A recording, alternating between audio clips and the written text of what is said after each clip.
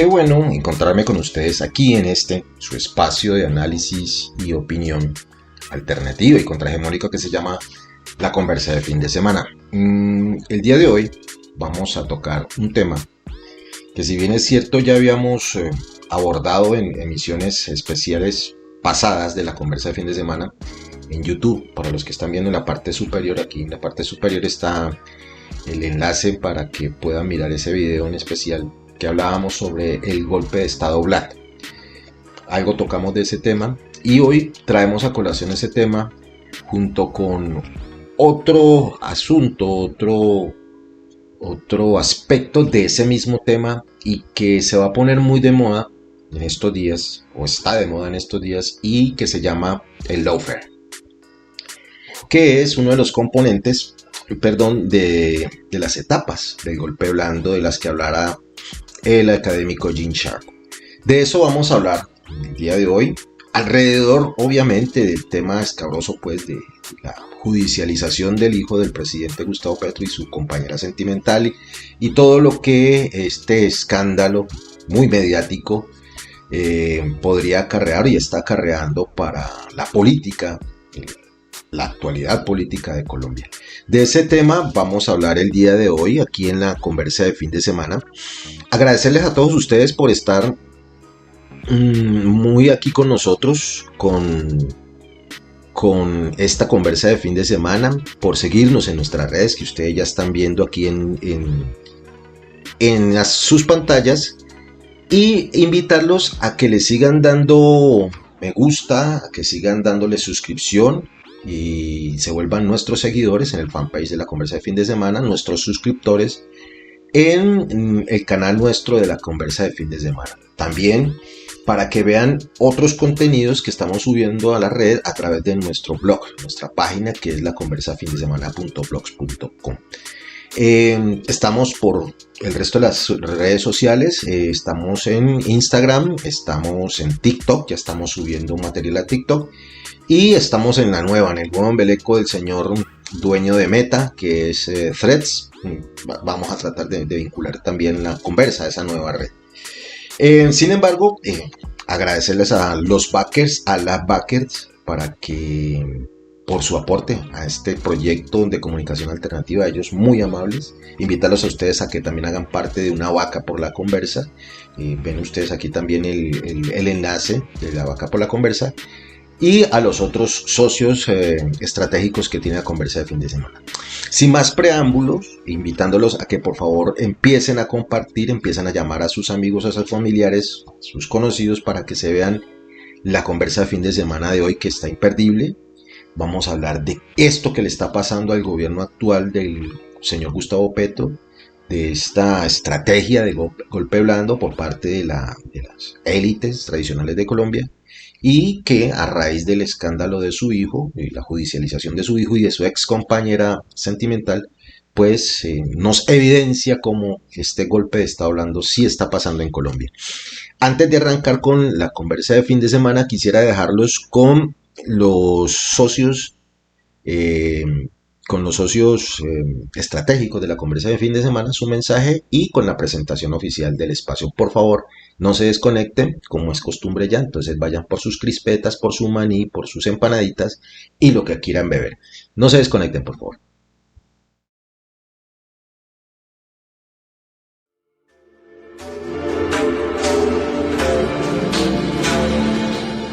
Pascana, elaborada artesanalmente, sin aditivos y sin conservantes. Pascana, la cerveza de Nariño.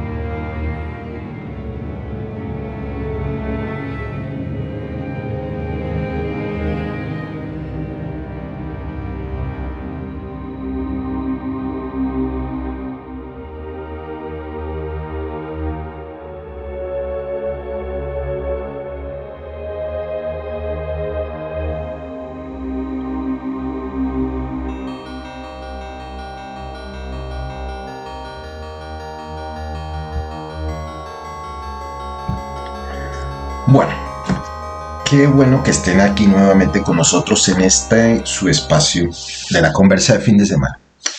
Como les decía al principio, en la introducción del programa, el día de hoy vamos a hablar de un tema que ya habíamos tocado con anterioridad y que, como ustedes pudieron observar, si fueron atentos, de lo que se trata es de aplicar esta estrategia que se llama golpe blando, que ya vamos nuevamente a compartir con ustedes algunas definiciones de entorpecer, si no es que derrocar al gobierno actual de Colombia en cabeza de Gustavo Petro y Francia Márquez, en representación de la propuesta política del pacto histórico. El señor que ustedes veían ahí, que podemos volver a mirar ahorita un momentico, que es el señor Gene Sharp, a quien se le ha adjudicado pues de alguna manera la autoría intelectual de esta estrategia política, de esta arma de guerra política que se llama el golpe de Estado blando, fue quien alrededor de el mundo ha venido socializando, popularizando esta idea, que nació como una natural respuesta, una natural estrategia de las élites económicas y políticas alrededor del mundo, pero con nacimiento claro en Estados Unidos, alrededor de los famosos tanques de pensamiento neoliberales, en asocio pues también con asesores militares. Este golpe de Estado blando nace como una alternativa a los golpes clásicos, a los golpes de Estado clásicos, es decir, aquellas tomas del poder vía fáctica, por la fuerza, en el que de alguna manera el uso del aparato militar, el uso de las armas, era común a todos estos ejercicios de golpes de Estado duros. Los militares se sublevaban, asumían la vocería de los pueblos, o por lo menos de una parte del pueblo, para quitar del poder al gobierno de turno que era contrario a sus intereses. No vamos a ahondar en la historia de eso. En Latinoamérica vimos cómo la famosa Operación Cóndor, la famosa Escuela de las Américas, fue el nido, el tanque de pensamiento para todo este tipo de golpes de Estado duros, golpes de Estado militares, todos ellos. En respuesta a eso, estos tanques de pensamiento en Estados Unidos se han venido refinando, se han vuelto, entre comillas, políticamente correctos, y ante la dificultad de ocultar pues la injerencia del estamento militar y de fuerzas extranjeras en la ocurrencia de tal o cual golpe de Estado, han venido desarrollando una estrategia totalmente novedosa, de difícil detección, muy camuflada, y que les ha dado réditos en los últimos tiempos, en la última parte del siglo XX y en lo que va corrido del siglo XXI, que es este golpe de Estado blando. ¿Y en qué consiste? Básicamente es una estrategia política, o por lo menos se desarrolla en el campo político, aunque puede tener y tiene que tener participación del estamento militar. Pero miremos en términos muy resumidos, y me disculpo de antemano por lo burdo de la aproximación, lo muy resumido, lo muy poquito, de qué trata eso del golpe de Estado blando, que, como repito, ya lo habíamos tocado en una emisión pasada de la conversa de fin de semana. Este golpe de Estado blando, normalmente, según el manual o los manuales que se ideó el señor Gene Sharp, consta de 5 etapas, que supuestamente deben tener una secuencia, pero que no necesariamente siguen esa secuencia. Aquí la vamos a mencionar en un dado orden, porque nos parece que de alguna manera eso se está presentando en este momento, o se está intentando implementar en Colombia. Ya ustedes, en la intimidad de sus casas, en la intimidad de su fuero interno, y como les hemos dicho aquí, después de contrastar, comparar, discutir, contraargumentar con otras fuentes o con ustedes mismos, Dirán si este opinador pues tiene la razón o totalmente no. Pero desde nuestro muy humilde punto de vista que compartimos junto con una serie más de personas en Colombia y alrededor de Latinoamérica, es muy probable que este golpe de Estado hablando esté pasando o se esté tratando de implementar aquí en Colombia. Les decía, las etapas que se ha planteado o que han planteado los estrategas del golpe blando son 5 términos generales, muy resumidas. La primera que ellos llaman que es la etapa de ablandamiento. Su nombre ya es muy indicativo. En ella lo primero que se hace es desarrollar una matriz de opinión. Acuérdense, los seguidores de la conversa tienen en la memoria que esa ha sido una de las frases de cajones, uno de los de las nociones recurrentes aquí en la conversa de fin de semana. La creación de una matriz de opinión que está soportada en la promoción de los sentimientos o está encaminada a moverle los sentimientos al ciudadano o a la ciudadana del común. ¿Alrededor de qué temas? Alrededor de temas normalmente de tipo negativo o de descontento y que están enfilados o la intencionalidad es que esos sentimientos negativos, esos descontentos estén canalizados hacia el gobierno de turno. Entonces, esa matriz de opinión está orientada a promover o está enfocada a los sentimientos de las personas, pero sobre todo para que miren la parte negativa, para que exterioricen ese descontento que si no lo tienen se lo hacen sentir y lo manifiesten públicamente.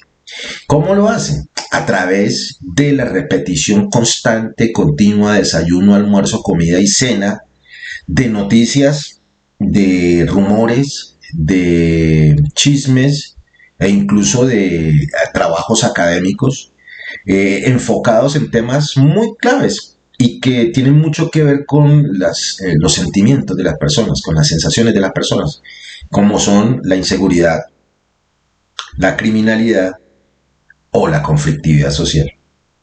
Si ustedes hacen así a vuelo de pájaro un resumen mental de qué tipo de noticias, informes, libros, textos, columnas ha tratado la mal llamada gran prensa colombiana o todos los medios en estos días, ustedes encontrarán que la mayoría de ellos se ha dedicado a resaltar cómo la inseguridad, la criminalidad y la conflictividad social durante este último año que corresponde al gobierno del pacto histórico se ha incrementado y se han vuelto insoportables e insostenibles por la ciudadanía colombiana.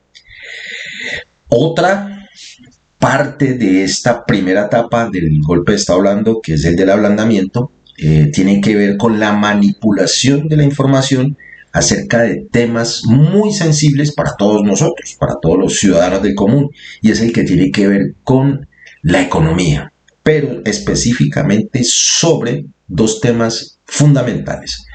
La subida de los precios o la carestía, comillas, de la vida y sobre todo centrada en el comportamiento de los precios de los combustibles y el precio de las divisas, para el caso colombiano del dólar. ¿Les suena familiar? Ustedes dirán si sí o si no. Entonces, esta primera etapa del golpe blando trata de eso, de crear una matriz de opinión de descontento, de crear una sensación, un sentimiento de que todo está mal, que todo está empeorando, que todo es inseguro, que la criminalidad y la conflictividad social de todo tipo de índole se ha desbordado y que todo está caro y que es imposible vivir así.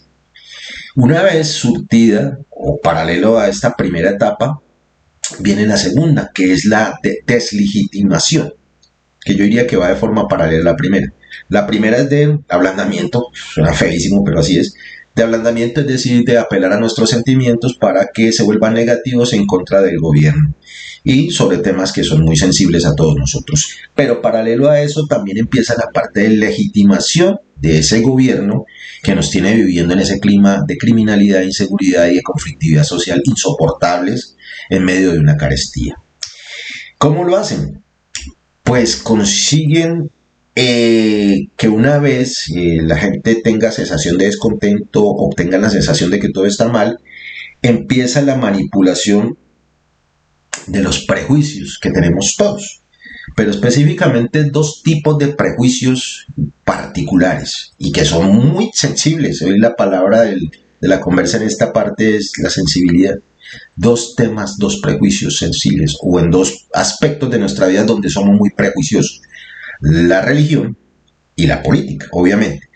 A través de la religión, o para atacarnos nuestro sentimiento religioso, empiezan a poner sobre el tapete la manera errónea, comillas, en la que el gobierno toca o se aproxima a temas como, por ejemplo, el aborto, la eutanasia, la ideología de género, la igualdad de género, la educación y los derechos y las libertades de los ciudadanos.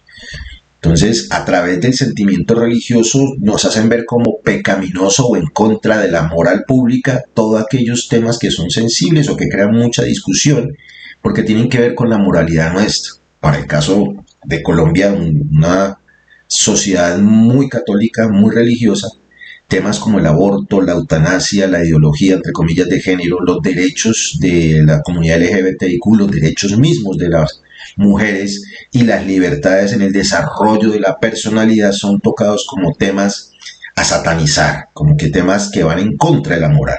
Y junto con ese tema, con esa manipulación de la religiosidad nuestra sobre temas muy sensibles que tienen que ver con la moral, nos lanzan la otra bomba constante de desayuno, almuerzo y comida que tiene que ver con sentimientos de anticomunismo, el comunismo, el socialismo, el chavismo, el castrismo, el madurismo, el lulismo, todos los ismos de izquierda, el mamertismo, como una cosa muy asociada a eso inmoral, a eso pecaminoso.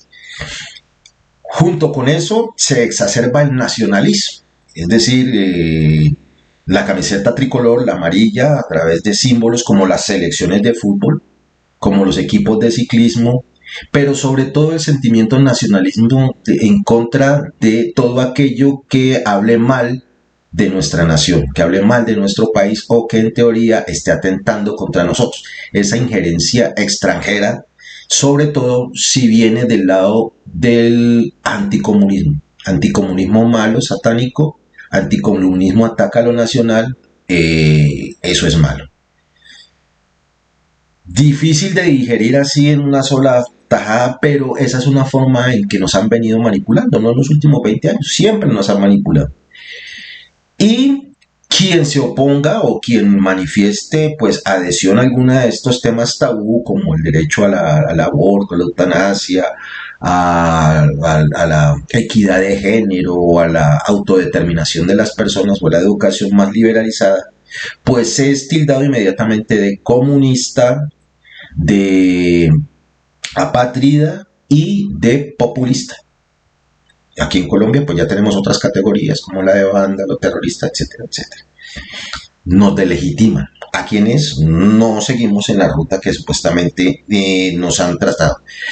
Y contra el gobierno empiezan a sacar en notas de prensa, en noticieros, en columnas, en escritos, en textos académicos, en textos incluso de entretenimiento, acusaciones al gobierno nacional de ser autoritario, totalitario o de ejercer una dictadura en contra de aquellas personas que defienden posiciones extremas de derecha, en contra de aquellas personas que han venido haciendo toda esta campaña de desprestigio, incluso apelando a la mentira, a las noticias falsas.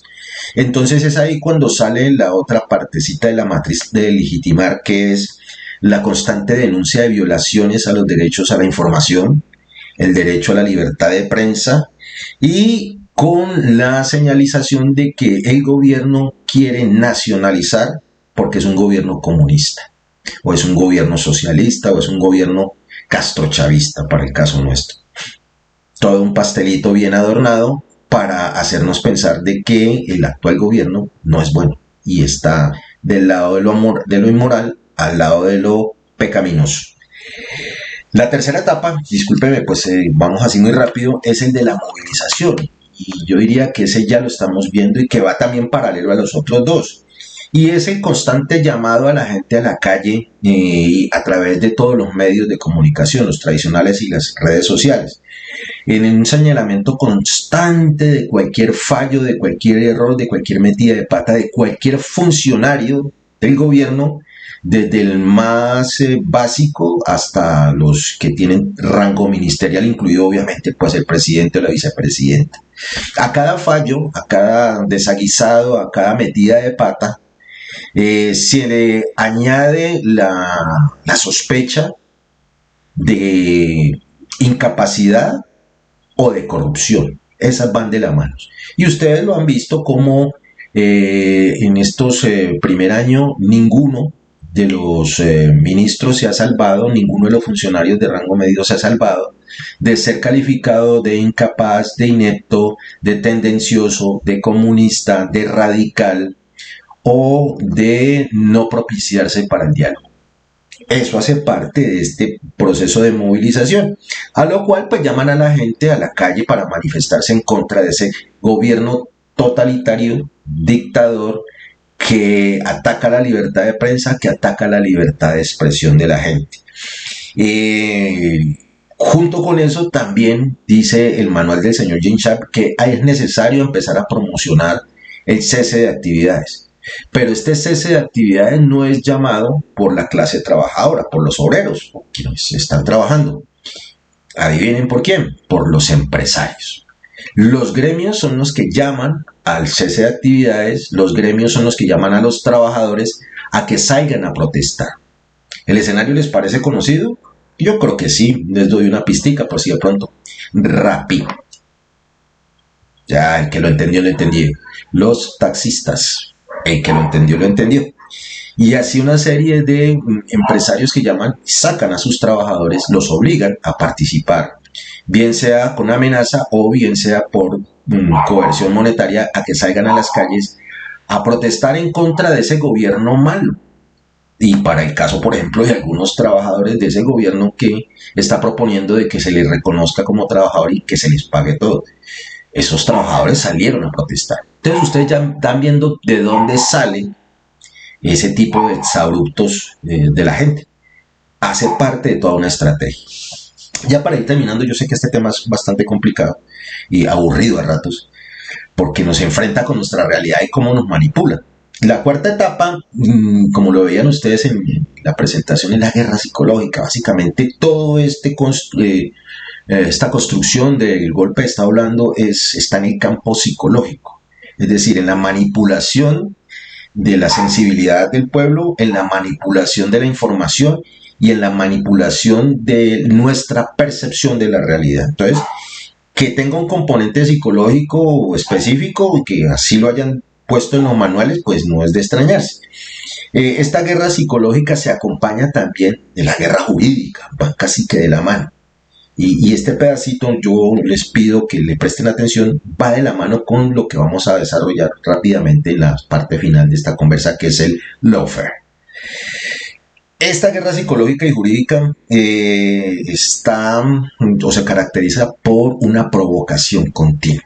Acuérdense ustedes que se hacen ataques sin sentido, se hacen ataques de mala fe, a través de fake news, a través de noticias, a través de chismes, a través de la manipulación de la información en contra de funcionarios y del mismo gobierno.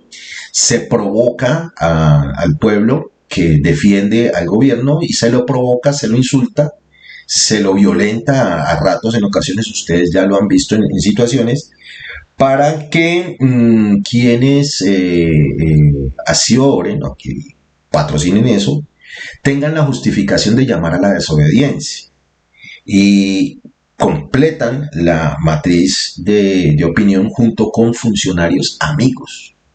Es decir, gente que está dentro del mismo gobierno, en todos los niveles del gobierno, para que completen esa matriz para poner al gobierno dependiendo de cómo actúe en dos categorías diametralmente opuestas, pero pues que no interesa.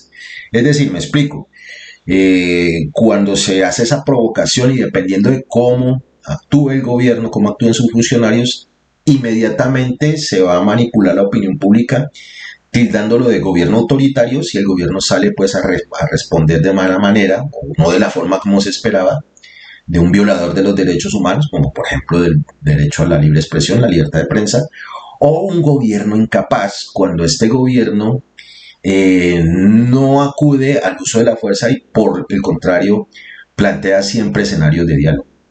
¿Le suena parecido? Usted lo dirá. Y finalmente, para ir completando esta parte que sé que es un tanto dispendiosa y un tanto complicada, la quinta parte, y es la parte más grave, que ya ha pasado en otros escenarios en Latinoamérica, y ustedes harán su repaso mental, su viaje latinoamericano mental, que es el de la fractura institucional. Una vez se ha construido la matriz de opinión en contra del gobierno, una vez se lo ha provocado, una vez se ha sacado la gente a las calles, una vez los empresarios han determinado que hay que parar la producción, una vez se ha utilizado la guerra psicológica y la guerra jurídica, de la que vamos a hablar en extenso ahora más rato, empieza la etapa de la fractura institucional. Es decir, con las marchas se empieza a buscar de que haya el pronunciamiento de las fuerzas militares. Por eso yo al principio les decía que si bien es cierto es un escenario político, civil, psicológico, los militares en una etapa son llamados a actuar y es en esta etapa de la fractura institucional. Con las marchas o con el llamado a las marchas, a la protesta, también se llama a protestar a ciertos sectores del estamento militar, normalmente los que están en uso de buen retiro. Pero no con eso quiere decir que quienes están activos y que son afines ideológicamente a los que están en contra del gobierno no participan, también participan. ¿Cómo? Opinando.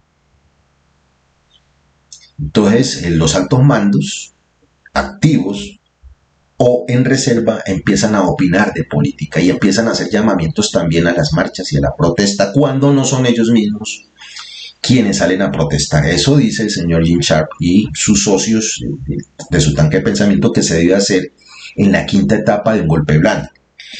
Y junto con eso se arrecia el llamamiento de parte de los empresarios, de los gremios de la producción a la para.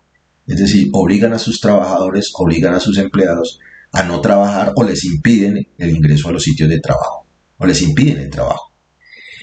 Y junto con esto se empieza una campaña de legitimación a nivel internacional. Acuérdense ustedes que en el último reciente escándalo, un sector de la mal llamada oposición inteligente ya llamó a un grupo de pensamiento de España, de la derecha, la ultraderecha española, llamando a que descalifique al actual gobierno de Colombia. Ese mismo grupo también está llamando a senadores, representantes, congresistas de Estados Unidos afines a su ideología de ultraderecha a que descalifiquen y empiecen a juzgar al actual gobierno de Colombia. No es una invención nuestra, las noticias así lo han dicho. En las redes está todo. Esto en grandes rasgos es lo que se conoce como un golpe de Estado blando, en el que efectivamente no hay un golpe de Estado por parte de los militares o grupos armados, no hay acciones de facto para tomarse el gobierno, pero sí hay una serie de pasos y de estrategias que apuntan a obligar al gobierno a renunciar o a que sea destituido. Si a usted le parece medianamente similar a lo que está pasando actualmente, no se extrañe, es probable que tenga la razón. Por favor, no se desconecte, ya seguimos.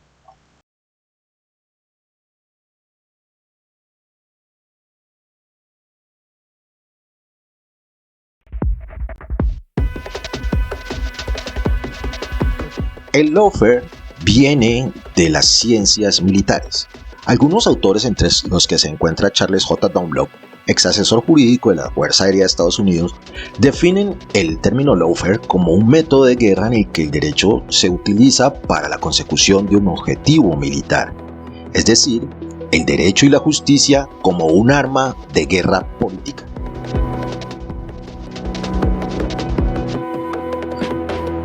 ¿Confuso? Miremos.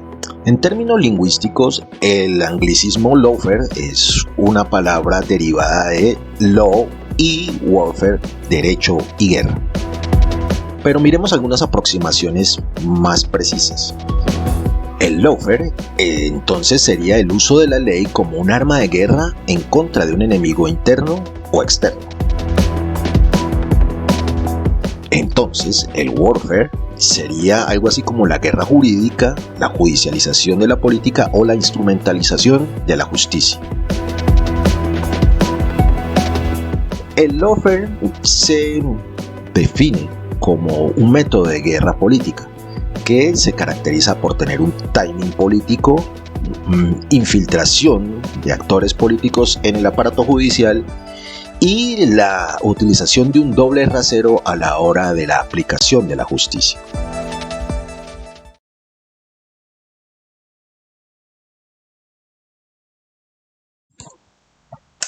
Bueno, qué bueno que estén aquí todavía con nosotros, con la conversa de fin de semana. El día de hoy estamos hablando de el golpe blando que, a juicio nuestro, de nuestra muy humilde opinión, se está dando en este momento en Colombia.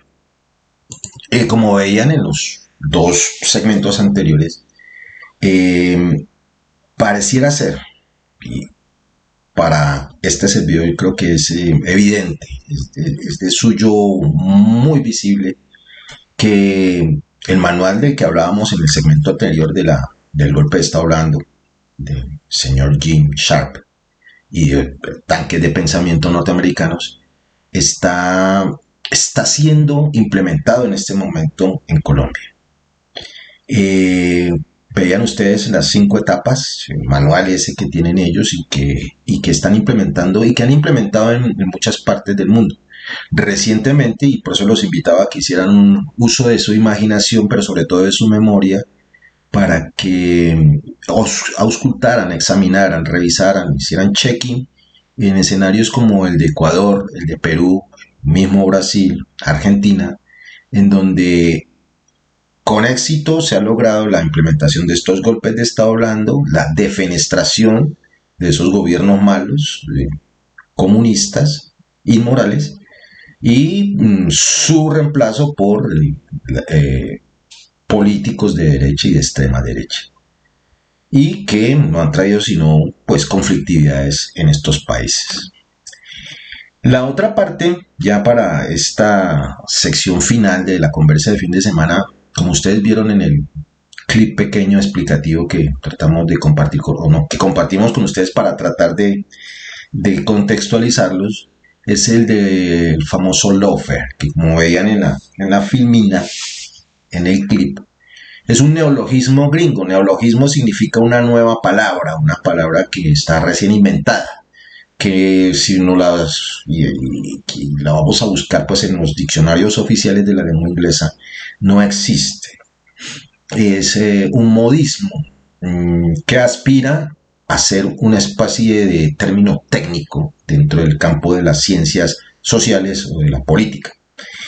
El lawfare, que como veían ustedes en el dibujico, son dos pedacitos de la palabra law, pues que es que es de la palabra inglesa ley, derecho, básicamente es derecho, y fair, que es la última parte de warfare, que es la guerra. Entonces, si la juntamos, podría traducirse así como el derecho en la guerra o el derecho para la guerra, como lo veíamos en la explicación. Como ustedes pudieron ver, esta estrategia política, jurídica, tuvo su origen en los centros de pensamiento militar de Estados Unidos. Pero no con ello quiero decir de que el término, la idea de la utilización del derecho, de las leyes como arma política, inclusive arma militar, sea nuevo o que lo hayan inventado los gringos. No, esto ya, si hacemos un viaje en la historia del mundo y de las naciones, es muy probable, no es muy probable. Allí vamos a encontrar la utilización del derecho como un instrumento de guerra. De hecho, textos como Sun Tzu como los escritos de von Clausewitz y el de Nicolás Maquiavelo son textos que se terminan imbricando, que se terminan uniendo y que si uno los lee ya con esta nueva percepción de la realidad política de los últimos años, uno puede fácilmente encontrar de que en todos ellos son el origen de esta nueva idea de estrategia política. Cómo hacer guerra interna o guerra externa utilizando el derecho, las leyes, para causar el mismo efecto que una guerra física, con el uso de las armas, en contra de un enemigo, bien sea interno o externo.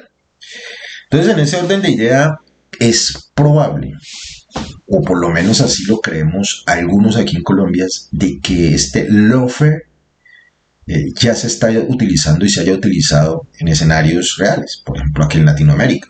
Recién se los acaba de contar en Brasil, Argentina, Ecuador y en Perú. Con las estrategias del golpe blando y específicamente en las etapas 2, que es la deslegitimación del gobierno y de sus seguidores, y la etapa 4, que es el de la guerra psicológica, y la 5, que es la de la ruptura institucional. En estas 3 etapas va aparejado el uso del lawfare, y específicamente el lawfare, el utilizado como arma estrella para lograr esa ruptura institucional. Y cuando poníamos el muñequito de Nicolás Petro y de su ex compañera sentimental en la emisión pasada, en esta, como centro de referencia, lo hicimos con toda esa intención. Es decir, cómo se utiliza el campo jurídico, el derecho, las leyes, para atacar políticamente al adversario, en este caso al gobierno actual de Colombia, del pacto histórico en cabeza de Gustavo Petro y Francia Márquez. Y no solo ha sido en cabeza del fiscal Barbosa, el autoproclamado mejor fiscal de Colombia y del mundo, sino como lo vieron en el programa anterior, a través de la titular de la Procuraduría General, es decir, del ente disciplinador de los funcionarios públicos. Para recordar, tan pronto Gustavo Petro nombró el nuevo director de la Agencia de Bienes Especiales, la SAE, cuando se empieza a destapar pues que no se ha hecho uso adecuado de esos bienes incautados a las mafias, sino que han estado siendo utilizados como instrumentos de cambio para pagar favores políticos y económicos en la clase política tradicional, en donde salió salpicada incluso la madre del expresidente Iván Duque. Inmediatamente la procuradora sale a cuestionar a este funcionario e incluso lo suspende por la actuación de este funcionario y sus reclamos en lo que iba a ser la feria de un bien público que tenía que ver con los servicios públicos en la costa caribe colombiana. Entonces uno ahí no se necesita pues haber leído a Clausewitz ni a Sharp ni a Dunlap para entender de golpe, de grueso, que allí había una intencionalidad política de proteger los intereses de la clase política tradicional, sobre todo la de la costa atlántica norte colombiana, encabezada por la señora procuradora. Oh, sorpresa, se supone que está para cuidar los bienes de la nación y los derechos de todos los colombianos, pero que sin ningún empacho se ha dedicado a perseguir disciplinariamente a todo aquel que atente en contra de estas redes de corrupción.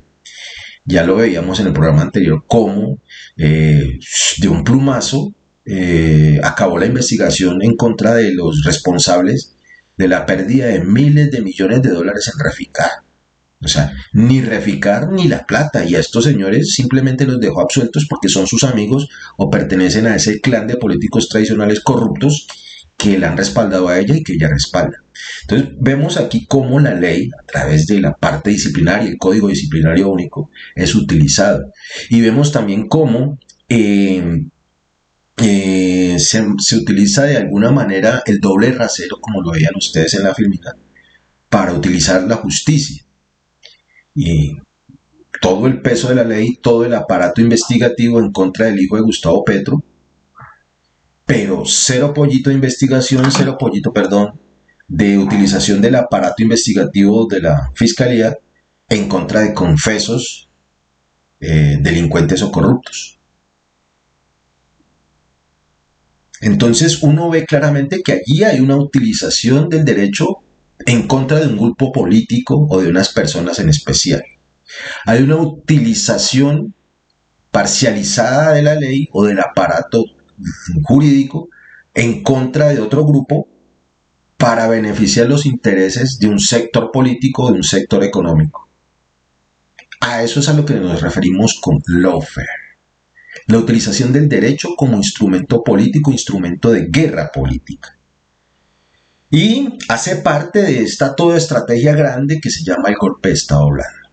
Y casi que lo están logrando. Si ustedes hacen un repaso de las noticias últimas, ya para ir terminando este fin de semana, la Fiscalía del señor Barbosa, en un uso descarado de la justicia y del derecho, como un show mediático político, enfiló sus baterías en contra del actual presidente de Colombia, Gustavo Petro, para tratar de deslegitimarlo, para utilizar la guerra psicológica y jurídica para acabar de perfeccionar una matriz de opinión en contra del pacto histórico y de su presidente y vicepresidenta, para empujar una fractura institucional.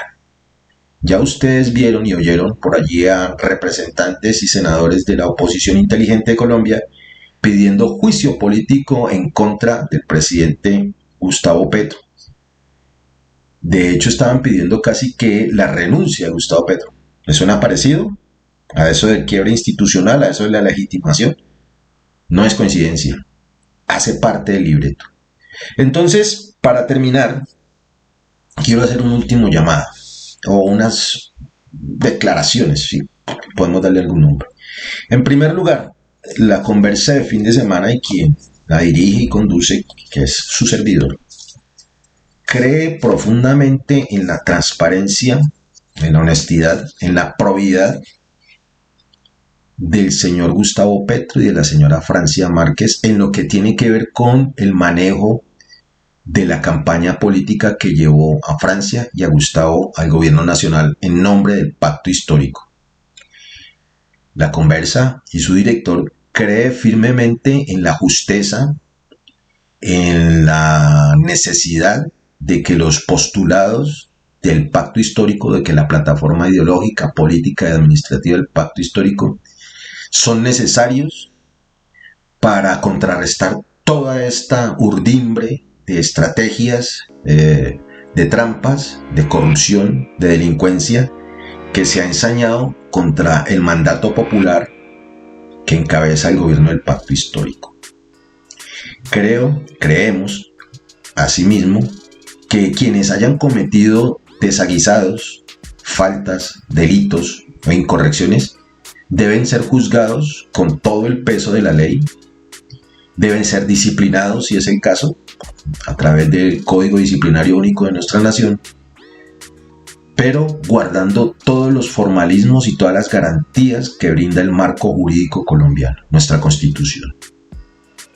A acusadores y acusados se les deben brindar todas las garantías. Creemos que la justicia debe dejar de ser un espectáculo mediático. Nos parece deplorable el triste ejercicio que de la justicia y el derecho colombiano han hecho funcionarios de la Fiscalía General de la Nación en cabeza de su líder máximo Francisco Barbosa.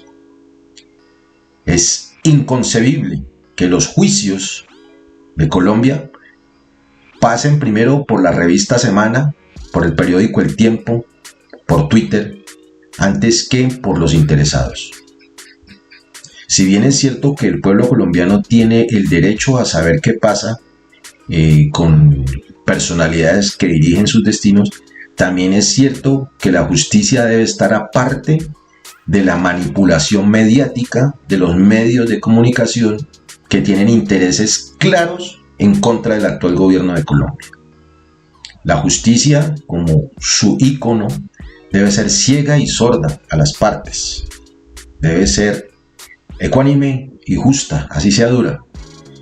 Y entonces es inconcebible que el señor fiscal, la señora procuradora y sus funcionarios se presten para ese espectáculo circense mediático en el que convirtieron el juicio o la acusación en contra del hijo del presidente, que si bien es cierto, cometió o se cree que ha cometido algún delito, alguna incorrección, pues debe ser vencido en juicio y no debe ser prejuzgado, ni por los operadores judiciales y ni mucho menos por los mal llamados medios de comunicación de la prensa tradicional colombiana, quienes de facto se han convertido en acusadores, en jueces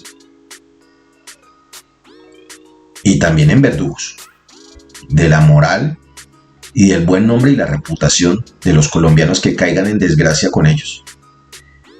Este lawfare tiene que acabar. Los colombianos de bien, que somos la gran mayoría y no simplemente quienes tengan mejores condiciones económicas, nos merecemos una justicia justa. Nos merecemos juicios imparciales. Nos merecemos saber la verdad, pero no a cualquier precio, sino bajo las reglas de juego que han sido establecidas dentro de un Estado social de derecho como es Colombia. Nuevamente, nuestro respaldo al presidente Gustavo Petro y un llamamiento a la gente para que no deje que la sigan manipulando, que no se deje manipular y que no caiga presa de estos cantos de sirena, de estas engañifas por parte de una prensa arrodillada a los poderosos de este país y a funcionarios que se prestan para hacer golpes de Estado. Eso era todo lo que queríamos decirle. Los invitamos dentro de 8 días, si no pasa nada raro, para que nos veamos en su espacio de análisis y opinión alternativa y contrahegemónica que se llama La Conversa de Fin de Semana. Cuídense mucho, nos vemos.